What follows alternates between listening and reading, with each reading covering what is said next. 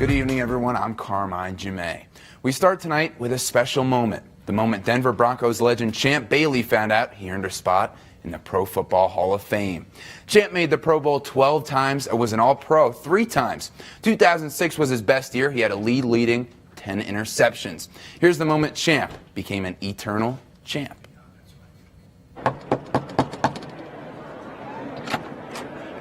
Hey, Champ. This is it. This is what I dreamed about. I never knew it was going to be a knock back then when I started dreaming about these things, but, you know, I was a great player in high school. I was one of the best. College, same thing. And I just wanted to carry that over to the pros, and it was just always focusing on what it took to make sure I was on top of my game and one of the best in the game. And speaking of being at the top of your game, that's the motto for the Polk women's swimming and diving team. They're competing at the Mountain West Championships in Minneapolis tomorrow through Saturday. The Boise State women are looking for 3 straight Mountain West titles, and the Pokes would love to win it all, but their goal is a top 3 finish.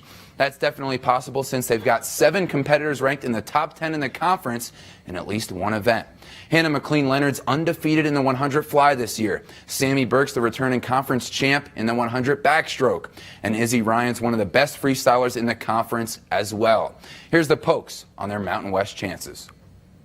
Everybody has 1 or 2 events that they're their favorites, and it's that 3rd event that's going to be a key for our team to succeed. And if they can score in that 3rd event, their weaker event, then we're in a really good position to be in that top 2-3 place. Make sure I'm there for all my teammates to cheer for them and be there with them and just have fun and live in the moment because it is my last one. So that's all I can do now. And in case you're wondering, the men's swimming and diving team competes at the Western Athletic Conference Championships next week. And if the women can win the Mountain West title, it'll be their first in school history.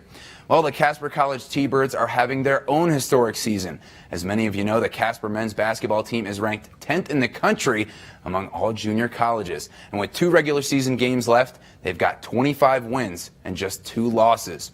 Only 2 other T-Bird teams have reached 25 wins in the last 20 years. If they can beat Gillette College tomorrow in Gillette, they'll be the first Casper men's team to reach 26 wins since the 95-96 team. That year they went 30-6 and went to the national tournament. And everyone's waiting for the big game this Saturday. Cannot wait for this one. Number 10 Casper looking for revenge against number 6 in the nation, Sheridan. That game's in Casper. But until then, here's T-Birds coach Dan Russell on the historic year. I think their maturity has really shown in these last couple of weeks where we haven't really overlooked anybody and they've executed the game plans, gotten to the games, and you know, I'm just really proud of where they've put themselves at this point in the season. And the Casper and Gillette women play before the men at 5:30 tomorrow. Now, this could be a scary one for the 22-6 Lady T-Birds because they only beat Gillette by 10 points 2 weeks ago at home. Now they're at 15-11 Gillette tomorrow. And this one's big for the Lady T-Birds because they only need 1 win out of their last 2 games to secure first place in the sub-region. We've got 2 tough teams. I think Gillette's going to be hard on the road, and Sheridan's got a very strong outfit as well. So we know we've got a lot of work ahead of us before we secure it. The sooner we can do it, the better. If we could do it in Gillette tomorrow night, that'd be fantastic. And in a rare Tuesday night Mountain West game, the Polk men hosted UNLV tonight.